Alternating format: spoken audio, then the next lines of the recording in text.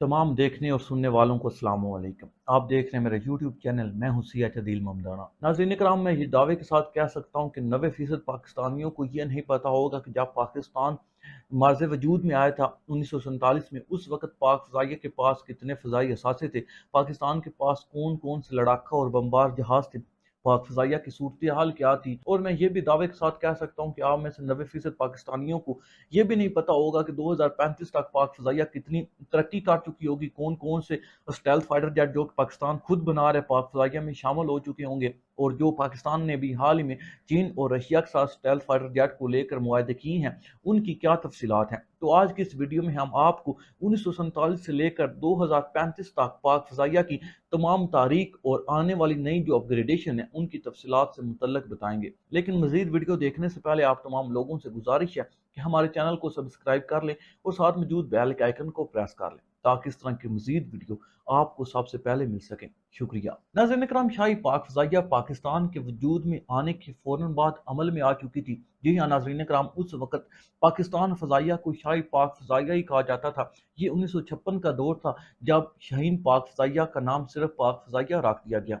अगर उस वक्त पाकिस्तान के फ़ज़ाई असासों की बात की जाए तो पाकिस्तान के पास जो एयरफोर्स का टोटल अमला था उसकी तादाद 2332 थी। और अगर उस वक्त पाकिस्तान के पास लड़ाका जहाज़ों की बात की जाए तो पाकिस्तान के पास 24 आकर टाइपिस्ट नामी लड़ाका जहाज थे, 16 आकर टाइफून लड़ाका जहाज थे, 2 हेलिफिक्स बम्बार जहाज थे। इनमें से अक्सर जहाज ऐसे थे जिनमें सिर्फ और सिर्फ गन्ने नस्ब थी, जो कि दुश्मन की फौजी चौकियों पर सिर्फ और सिर्फ जो है वो गोलियां बरसा सकते थे। और इसके अलावा उस वक्त पाकिस्तान के पास 2 आस्टर और इसके अलावा 12 हार्वर्ड मशकी जहाज यानी कि ट्रेनर जहाज और 10 टाइगर मूथ आम जहाज थे। इसके अलावा उस वक्त पाकिस्तान के पास 8 डकोटा जहाज भी थे जो कि 1965 की जंग में इस्तेमाल हुए। इन तैयारों को पाकिस्तान ने फौजियों को मैदान जंग में उतारने के लिए इस्तेमाल किया। 1965 की जंग के बाद पाकिस्तान को एहसास हुआ कि पाकिस्तान फ़ज़ाइया को जदीद तैयारों से लैस करना चाहिए। अगर पाकिस्तान ने भारत का मुकाबला करना है तो पाकिस्तान के पास जदीद फ़ज़ाइया होनी चाहिए। तो इसी तनाज़र में 1967 में पाकिस्तान ने फ्रांस की डिज़ाल्ट कंपनी के साथ मिराज तैयारों को लेकर मुआहदा किया, और इसी मुआहदे के तहत पाकिस्तान ने फ्रांस से मिराज 3 और मिराज 5 तैयारे हासिल किए। उस वक्त ये दुनिया के जदीद तरीन तैयारों में शुमार होते थे। और अगर आपको इनकी कुछ खसूसियात के बारे में बताया जाए, इनकी जो स्पीड थी वो 2.2 मैक थी। इन तैयारों के अंदर 30 मिलीमीटर धाने की एक गन नस्ब होती थी और इनके अंदर गोला बारूद फेंकने और 4 मिसाइल ले जाने की सलाहियत मौजूद थी। और उसके बाद अभी तक पाक फ़ज़ाइया इन तैयारों को इस्तेमाल कर रही है। हालांकि 1971 की जंग आते आते इन तैयारों को अपग्रेडेशन की ज़रूरत थी। कुछ तैयारे ऐसे थे जिनको फौरी मेंटेनेंस की ज़रूरत पड़ रही थी। तो पाकिस्तान ने अपने एरोनॉटिकल कम्प्लेक्स कामरा में रोज़ नाम का एक प्रोग्राम शुरू किया जिसमें इन तैयारों को दोबारा से डेवलप किया जाने लगा, इनमें अपग्रेडेशन की जाने लगी,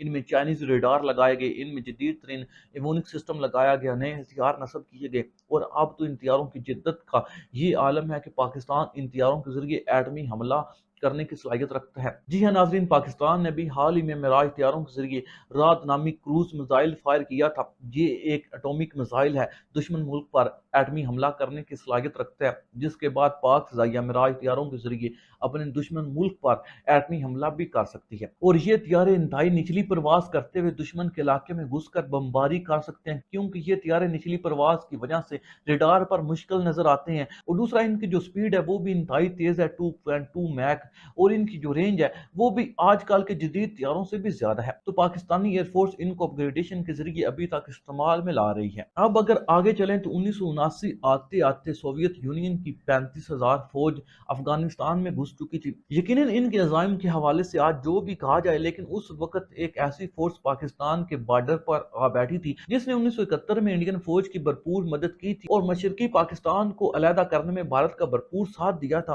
तो पाकिस्तान के लिए ये तशवीश की बात थी। और रशियन एयरफोर्स और हेलीकॉप्टर जो कि उस वक्त के जदीद तरीन थे, वो आए रोज पाकिस्तानी सरहदों की खिलाफ वर्जी कर रहे थे। और पाकिस्तान के पास मिराज तैयारों के अलावा ऐसा कोई जदीद तैयारा नहीं था جن کے ذریعے رشین ایئر فورس کا مقابلہ کیا جا سکتا، اور دوسری طرف بھارت اس وقت تک اپنی فضائیہ میں دھڑا دھڑ طیارے شامل کرتا جا رہا تھا۔ بھارت کے پاس اس وقت تک 800 لڑاکا طیارے اکٹھا ہو چکے تھے۔ بھارت نے مگ 23 اور دور تک مار کرنے والے جیگوار حاصل کر لیے تھے، میراج 2000 کے لیے آرڈر دے دیے تھے۔ تو اس وقت پاکستان کو طاقت کا توازن برقرار رکھنے کے لیے ایک جدید طیارے کی ضرورت تھی۔ دوسری طرف امریکہ کو بھی رشین جارحیت کو لے کر تشویش تھی، اور امریکہ چاہتا تھا کہ کسی نہ کسی طریقے سے رشیا کو روکا جائے، سوویت یونین کو توڑا جائے۔ اس وقت سرد جنگ عروج پر تھی، تو اسی تناظر میں وہ طریق ساز معاہدہ ہوا جس کے نتیجے میں میدان جنگ اور ڈاگ فائٹ کا ماننا ہوا طیارہ یعنی کہ F-16 پاکستان کے ہتھے لگا۔ فالکن منصوبے کے تحت 1981 کو پاکستان اور امریکہ کے ایک سمجھوتا طے پایا، اور پہلا F-16 جو ہے وہ 1983 میں پاکستان کے جو سرگودا ایئر بیس ہے اس پر لینڈ کر گیا، اور پھر پاکستان ایئر فورس نے ان طیاروں کے ذریعے دشمن ملک کو جس طرح ناکوں چنے چبوائے رکھے، جس طرح رشین ایئر فورس کو ٹف ٹائم دیا رکھا۔ پھر رشین ایئر فورس پاکستانی سرحد عبور کرنا تو دور کی بات، پاکستانی ایئر فورس افغانستان میں گھس کر رشین ٹھکانوں کو نشانہ بناتی رہی۔ دوسری جانب ابھی تک بھارت کو اسی طیارے کے دم پر پاکستان لال آنکھ دکھاتا آیا ہے، چاہے وہ دہشت گردی ہو، چاہے بھارت کو ناکوں چنے چبوانی ہو، ہر میدان میں یہ طیارہ پاکستان کے لیے ریڑھ کی ہڈی ثابت ہوا ہے۔ لیکن 1995 آتے آتے پاکستان اور جو امریکہ کے تعلقات تھے وہ سرد پڑنے لگے۔ ایک تو ایٹمی پروگرام تھا، دوسرا بھارت جو ہے وہ بھی امریکہ کے قریب آنے لگا، کیونکہ امریکہ نے چائنا کو روکنے کے لیے بھارت کو سپورٹ کرنا شروع کر دیا تھا۔ تو اس تناظر میں جو امریکہ اور پاکستان کے تعلقات تھے وہ کٹائی میں پڑنے لگے۔ امریکہ نے پاکستان سے پیمنٹ لینے کے باوجود مزید F-16 پاکستان کو دینے سے انکار کر دیا۔ یہ وہ تاریخ ساز لمحہ تھا جب پاکستان کو احساس ہوا کہ ہم کب تک کسی دوسرے ملک پر اپنی دفاعی ضروریات کو لے کر انحصار کرتے رہیں گے۔ تب پاکستان نے اپنی دفاعی ضروریات کو پورا کرنے کے لیے خود کفیل ہونے کا فیصلہ کر لیا، اور پھر دفاعی خود انحصاری کی پالیسی کے تحت 1998 میں پاکستان اور چین کے درمیان ایک معاہدہ طے پا گیا، اور پاکستان اور چین نے F-17 تھنڈر کو مشترکہ طور پر تیار کرنا شروع کر دیا۔ 30 ماہ کی قلیل مدت میں یہ طیارہ تیار ہو کر 2003 میں چین میں پہلی دفعہ اپنی ٹیسٹنگ فلائٹ کے لیے پرواز بھرتا ہے، اور پھر 2006 میں اس میں مزید بہتریاں لا کر اس کو آسمان کی وسطوں میں ایک دفعہ پھر اڑایا جاتا ہے، اور 12 مارچ 2007 کو 2 جہاز پاک فضائیہ کے حوالے کر دیے جاتے ہیں، اور پاک فضائیہ ان 2 طیاروں کو اپنے ٹیسٹنگ مراحل سے گزارتی ہے۔ اسلام آباد میں ایک فضائی مظاہرہ کیا جاتا ہے، اور جس کے بعد پھر باقاعدہ طور پر 23 نومبر 2009 کو یہ طیارے پاک فضائیہ کے حوالے کر دیے جاتے ہیں۔ پاک فضائیہ 2010 کے حوالے سے F-17 تھنڈر کے مکمل سکواڈن جو ہے وہ استعمال کر رہی ہے۔ کافی عرصہ F-17 تھنڈر بلاک 1 کو استعمال کرنے کے بعد پھر پاکستان نے جدید دور کے تقاضوں کے مطابق اور جدید ٹیکنالوجی کے اصول کے لیے ایک نیا بلاک بنانے کا سوچا، F-17 thunder block 2۔ F-17 thunder block 1 میں اپ گریڈیشن کی گئی، اس کا ویپنری سسٹم اپ ڈیٹ کیا گیا، اس کا ریڈار اور اس میں جو ایوونکس لگائے گئے تھے ان کو اپ گریڈ کیا گیا، اور اس طرح F-17 تھنڈر بلاک 2 جو ہے وہ مارز وجود میں آیا۔ اور یہ ایک ایسا شاہکار تھا جس کو نہ صرف پاکستان ایئر فورس استعمال کر رہی تھی بلکہ اور بھی فورسز جو ہیں وہ اس طیارے کو لینے کے لیے انٹرسٹڈ تھی۔ میانمار اور نائجیریا نے بھی یہ طیارے پاکستان سے خرید کر اپنی ایئر فورس میں شامل کر لیے، اور اس طیارے کی فضائی قوت کا اندازہ تو آپ کو اس دن ہو ہی گیا تھا جب ان طیاروں نے انڈیا کے 2 طیارے مار گرائے تھے۔ F-17 تھنڈر بلاک 1 اور بلاک 2 کو استعمال کرنے کے بعد فائنلی پاکستان نے وہ شاہکار جو ہے وہ تیار کر لیا جس کو خریدنے کے لیے بڑی بڑی ایئر فورس پاکستان کے دروازے پر کھڑی ہیں۔ جی ہاں، میں بات کر رہا ہوں F-17 تھنڈر بلاک 3 کے بارے میں۔ F-17 تھنڈر بلاک 3 میں پہلے 2 بلاکوں کی نسبت سب کچھ چینج کر دیا گیا، اس کا ریڈار، اس کا انجن، اس میں ویپنری سسٹم، اس کے ایوونکس، اس میں جدید ٹیکنالوجی نصب کر دی گئی، اس میں PL-15 جیسا جدید ترین میزائل لگایا گیا، وہ میزائل جو کہ چائنا اپنے سٹیل طیاروں میں استعمال کرتا ہے، نہ صرف اپنے ہم پلہ طیاروں سے انتہائی کم قیمت میں دستیاب ہے بلکہ lightweight multi role combat طیارہ ہے، اور اس کو کامیاب طیارہ ظاہر کرنے کے لیے یہ بات کافی ہے کہ ان طیاروں کو 4 ایئر فورس استعمال کر رہی ہیں، اور ابھی حال ہی میں آذربائیجان نے F-17 تھنڈر بلاک 3 کو خریدا ہے۔ ایران اور ترکی جیسے جدید ملک بھی اس طیارے کو خریدنے کے لیے پاکستان کے آئے روز چکر لگا رہے ہیں، لیکن 2021 آتے آتے پاکستان کے پاس تقریباً 2 طرح کے طیارے رہ گئے تھے، جن میں F-16 اور F-17 تھنڈر۔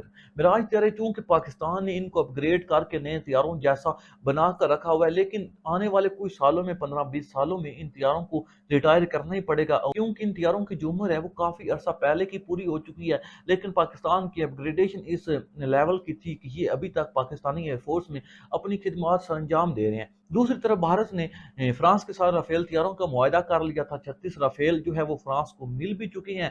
तो जो भारत है वो भी अब पाकिस्तान को आंखें दिखा रहा था। तो ये वो मौका था जब पाकिस्तान ने चीन के साथ J-10C यानी कि चाइनीज ड्रैगन लेने का फैसला कर लिया, मुआहदा कर लिया। और इस मरले में 36 जो है वो J-10C पाकिस्तान को डिलीवर किए जाएंगे। और J-10C पाकिस्तान को मिलते ही इंडियन एयरफोर्स तो पाकिस्तान के सामने भीगी बिल्ली बन गई है, क्योंकि 90 की दहाई के वो मिग तैयारे जो कि खुद ब खुद गिरते रहते हैं, उनके जरिए पाकिस्तान के मुकाबले पर आना खुदकुशी करने के मुतरादिफ है।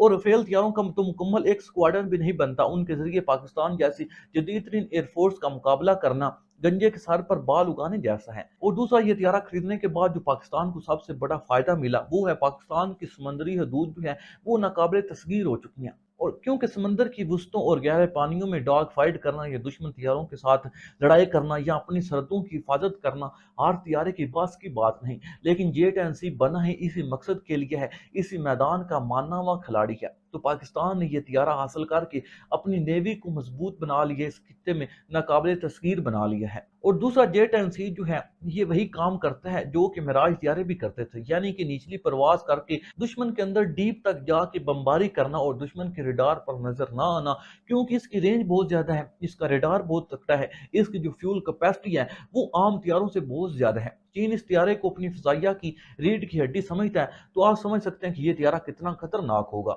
और ये वो लम्हा है जब आने वाले 15-20 सालों तक जो ताकत का तवाज़ुन है वो मुकम्मल तौर पर पाकिस्तान की तरफ झुक चुका है, क्योंकि इंडिया के पास 36 राफेल तैयारों के अलावा कोई भी ऐसा काबिल जिक्र तैयारा नहीं जो कि पाकिस्तानी एयरफोर्स के मुकाबले में खड़ा हो सके। और भारत के जो अगले मनसूबे हैं इनमें 2030-35 तक तो भारत अपना जो तैयारा तेजिस बना रहा है वो ही अपनी एयरफोर्स में शामिल कर सकेगा। अभी तो वो ही मुकम्मल नहीं हो सका, तो भारत ने आगे क्या ही कर लेना है। अब आपको बताते हैं कि पाकिस्तान की फ्यूचर प्लान क्या है। जैसा कि आपको पता है कि पाकिस्तान ने अभी हाल ही में चाइना के साथ J-31 तैयारों के लिए मुआहदे शुरू कर दिए हैं और चाइनीज एयरबेस के पास पाकिस्तानी पायलटों को J-31 उड़ाते हुए देखा गया। और ये खबरें कोई मैं अपने पास नहीं बल्कि आलमी मीडिया में रिपोर्ट हो चुकी हैं। अमेरिकन और जो इंडियन मीडिया है वो चीख चीख कर बावला हो चुका है कि पाकिस्तान J-31 खरीदने जा रहा है। और हो सकता है कि 2030 से पहले पहले ये तैयारा जो है J-31 ये पाकिस्तानी एयरफोर्स में शामिल हो चुका हो। ये एक स्टेल्थ फाइटर जेट है जो कि चीन ने अमेरिका का मुकाबला करने के लिए बनाया है।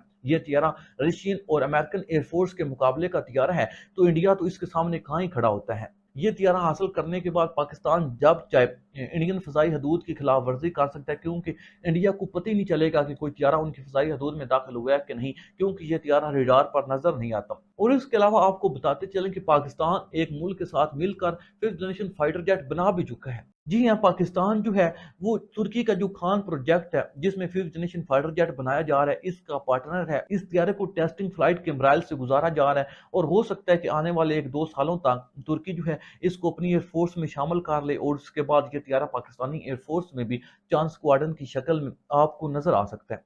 अब बातें हैं पाकिस्तान का जो अपना अज़म प्रोजेक्ट है। अच्छा, पाकिस्तानियों को एक और भी बड़ी गलतफहमी है, जब भी अज़म प्रोजेक्ट का जिक्र आता है तो लोगों को लगता है कि पाकिस्तान इस प्रोजेक्ट के जरिए सिर्फ एक अज़म फाइटर जेट जो है जो कि 5th जनरेशन का होगा सिर्फ वो बनाने जा रहा है। ऐसा बिल्कुल भी नहीं है। पाकिस्तान इस प्रोजेक्ट के अंदर जदीद तरीन ड्रोन बना रहे हैं और इसके अलावा पाकिस्तान की बड़ी बैरी और फजाइया को जितने भी जदीद तरीन हथियारों की जरूरत होती है पाकिस्तान इनको खुद ही अपने ही मुल्क में डेवलप करने के लिए प्रोग्राम चला रहा है। तो इसी प्रोजेक्ट का जो हिस्सा है वो अज़म फाइटर जेट भी है जो कि 5th जनरेशन का होगा और पाकिस्तान का अपना खुद का बनाया हुआ स्टेल्थ फाइटर जेट होगा। और पाकिस्तान की अभी तक कोशिश है कि इस फाइटर जेट को मुकम्मल तौर पर पाकिस्तान में ही बनाया जाए। और अभी तक जो इस तैयारे के मुतालिक थोड़ी बहुत इंफॉर्मेशन हम आपको बता सकते हैं वो ये है कि ये डबल इंजन वाला सिंगल सीटर फाइटर जेट होगा और स्टेल्थ फाइटर जेट की ताकत और इनकी जदीद टेक्नोलॉजी का आपको बताने की जरूरत नहीं, आपको पहले से पता होगा। लेकिन अगर फिर भी आप चाहते हैं कि पाकिस्तान जो चाइना तुर्की से स्टेल्थ फाइटर जेट ले रहा है और पाकिस्तान जो खुद अज़म प्रोजेक्ट बना रहा है ये किस तरह के होंगे, इनकी कितनी ताकत होगी, इनके पास कौन कौन से मिसाइल होंगे, इनकी रेंज स्पीड क्या होगी, तो हम आपको इस पर एक मुकम्मल वीडियो बनाकर दे सकते। लेकिन आज के लिए सिर्फ इतना ही। आपसे गुजारिश है कि कमेंट बॉक्स में ये जरूर बताइएगा कि कौन सा फाइटर जेट या कौन सी टेक्नोलॉजी आपको सबसे ज्यादा अच्छी लगी है। और इस तरह की मजीद वीडियो देखने के लिए हमारे चैनल को सब्सक्राइब भी जरूर कीजिएगा। शुक्रिया।